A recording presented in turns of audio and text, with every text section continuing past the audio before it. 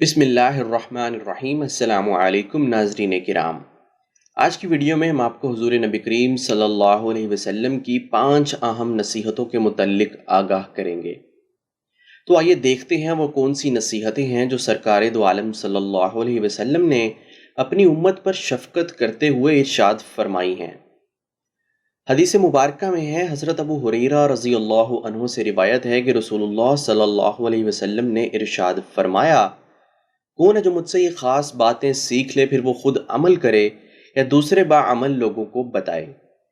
میں نے عرض کیا، یا رسول اللہ میں حاضر ہوں۔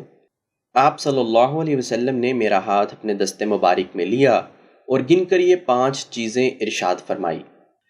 پہلی نصیحت، جو چیزیں اللہ تعالیٰ نے حرام قرار دی ہیں ان سے بچو، تم سب سے بڑے عبادت گزار بن جاؤ گے۔ اس نصیحت میں حضور کریم صلی اللہ علیہ وسلم نے حرام سے بچنے کی تلقین کی ہے۔ قرآن کریم میں بھی اللہ تعالیٰ نے ارشاد فرمایا ہے، جس کا ترجمہ ہے، اے پیغمبرو، تم نفیس پاکیزہ چیزیں کھاؤ اور نیک اعمال کرو، اور میں تم سب کے کیے ہوئے کو خوب جانتا ہوں۔ اس آیت کی تفسیر میں مفسرین نے لکھا ہے کہ اللہ تعالیٰ نے یہاں حلال روزی کے ساتھ عمل صالح کا ذکر فرمایا ہے، جس سے معلوم یہ ہوتا ہے کہ ان دونوں کا آپس میں گہرا تعلق ہے اور یہ ایک دوسرے کے معاون ہیں۔ حلال غذا کا عمل صالح میں بڑا دخل ہے۔ جب انسان کی غذا حلال ہوتی ہے تو نیک اعمال کی توفیق اسے خود بخود ہونے لگتی ہے، اور جب غذا ہی حرام ہو تو نیک کام کا ارادہ کرنے کے باوجود بھی اس راہ میں مشکلات حائل ہو جاتی ہیں اور آدمی نیکی کرنے سے محروم ہو جاتا ہے۔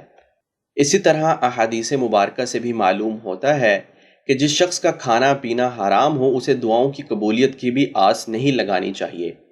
ترمذی شریف میں ہے کہ نبی کریم صلی اللہ علیہ وسلم نے ایک شخص کا ذکر کیا جو طویل یعنی لمبا سفر کرتا ہے، پریشان حال ہے، اس کے بال خاک آلود ہو رہے ہیں، وہ اپنے ہاتھ آسمان کی طرف پھیلا کر کہتا ہے، یا رب یا رب، اے میرے رب، اے میرے پروردگار، یعنی دعا کے لیے ہاتھ اٹھا کر پکار رہا ہوتا ہے۔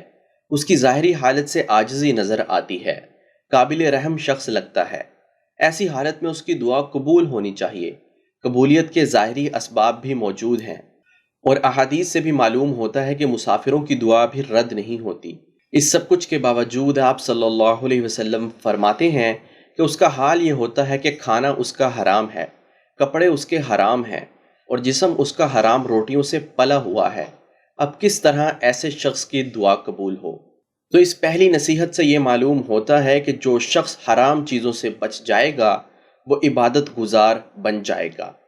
دوسری نصیحت، اللہ تعالیٰ کی تقسیم پر راضی رہو، تم سب سے بڑے دولت مند بن جاؤ گے۔ انسان کو چاہیے کہ اسے اللہ تعالیٰ کی طرف سے جو کچھ مل رہا ہے اس کو ہنسی خوشی قبول کر لے اور اللہ تعالیٰ کے فیصلے پر راضی ہو جائے اور قناعت اختیار کر لے۔ قناعت کہتے ہیں کہ جتنا انسان کو ملے اس پر صبر و شکر اختیار کرے، اس لیے کہ اللہ تعالیٰ نے جتنا تمہیں دیا ہے تمہارے لیے وہی مناسب ہے۔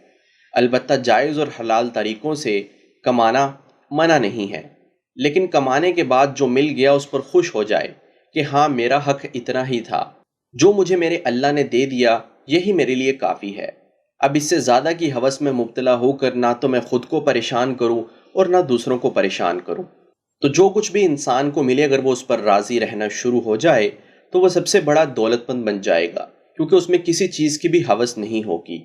تیسری نصیحت، اپنے پڑوسی کے ساتھ اچھا سلوک کرو، تم کامل مومن بن جاؤ گے۔ اس نصیحت میں حضور کریم صلی اللہ علیہ وسلم پڑوسی کے ساتھ حسن سلوک کی ترغیب دے رہے ہیں، جیسا کہ قرآن میں ہے، جس کا ترجمہ ہے، اور اللہ تعالیٰ کی عبادت کرو اور اس کے ساتھ کسی کو شریک نہ کرو، اور ماں باپ کے ساتھ حسن سلوک کرو، اور رشتہ داروں سے اور یتیموں سے اور مسکینوں سے اور قرابت دار ہمسایہ سے اور اجنبی ہمسایہ سے اور پہلو کے ساتھی اور راہ کے مسافر سے، اور جن کے تم مالک ہو یعنی تمہارے غلام اور لونڈیاں، ان سب کے ساتھ حسن سلوک کرو، یقیناً اللہ تعالیٰ تکبر کرنے والوں اور شیخی خوروں کو پسند نہیں فرماتا۔ اس آیت میں صراحتاً اللہ تعالیٰ نے ہمسایوں کے ساتھ حسن سلوک کی تلقین فرمائی ہے۔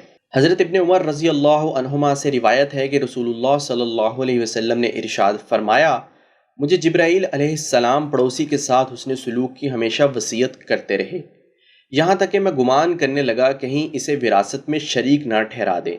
اسی طرح ایک صحابی رضی اللہ عنہ روایت کرتے ہیں کہ بے شک نبی کریم صلی اللہ علیہ وسلم نے ارشاد فرمایا، جو شخص اللہ اور یوم آخرت پر ایمان رکھتا ہے اسے چاہیے وہ اپنے پڑوسی کے ساتھ حسن سلوک کرے۔ ان تمام تر باتوں سے یہ معلوم ہوتا ہے کہ انسان کو اپنے پڑوسی، اپنے ہمسائے کے ساتھ اچھا سلوک کرنا چاہیے۔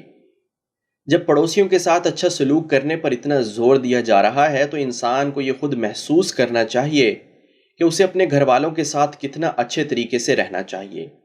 چوتھی نصیحت، جو اپنے لیے پسند کرو دوسروں کے لیے بھی وہی پسند کرو، تم سچے مسلمان بن جاؤ گے۔ جیسا کہ حدیث مبارکہ میں ارشاد ہے، حضرت انس رضی اللہ عنہ سے روایت ہے کہ رسول اللہ صلی اللہ علیہ وسلم نے فرمایا، اس ذات کی قسم جس کے ہاتھ میں میری جان ہے، کوئی بندہ اس وقت تک مومن نہیں ہو سکتا جب تک اپنے ہمسایہ کے لیے وہی پسند نہ کرے جو اپنے لیے پسند کرتا ہے۔ اس حدیث مبارکہ میں مسلمان بھائی کے لیے اور ہمسایہ کے لیے وہی چیز پسند کرنے کو ضروری قرار دیا گیا ہے جو آدمی خود اپنے لیے پسند کرتا ہو۔ بسا اوقات ایسا کرنا مشکل ہوتا ہے، بلکہ ناممکن معلوم ہوتا ہے۔ حالانکہ اگر آدمی اس بات کو محبوب رکھے کہ یہ نعمت جس طرح مجھے ملی ہے، میری نعمت میں کمی کیے بغیر میرے بھائی کو بھی مل جائے، اور جس طرح اللہ تعالیٰ نے مجھ پر فضل کیا ہے میرے بھائی پر بھی فضل کر دے، تو یہ چیز کچھ مشکل نہیں، مگر یہ مقام انہی لوگوں کو حاصل ہوتا ہے جو قلب سلیم رکھتے ہیں، جو دھوکہ، حسد اور کینہ سے بھرے ہوئے نہیں ہوتے۔ اس لیے جب آپ کسی کو کوئی چیز دینے کا ارادہ کریں تو سب سے پہلے یہی کوشش کریں کہ اس کو وہ چیز دیں جو آپ کو بھی پسند ہو۔ پانچویں نصیحت، زیادہ ہنسی سے بچو، کیونکہ زیادہ ہنسنا دل کو کمزور کر دیتا ہے۔ پانچویں نصیحت، حضور کریم صلی اللہ علیہ وسلم نے یہ بیان فرمائی ہے کہ زیادہ ہنسنا دل کے کمزور ہونے کا سبب ہے۔ جیسا کہ حدیث مبارکہ میں ہے کہ نبی کریم صلی اللہ علیہ وسلم نے ارشاد فرمایا، زیادہ ہنسنے سے بچتے رہو، کیونکہ ہنسی چہرے کے نور کو ختم کر دیتی ہے۔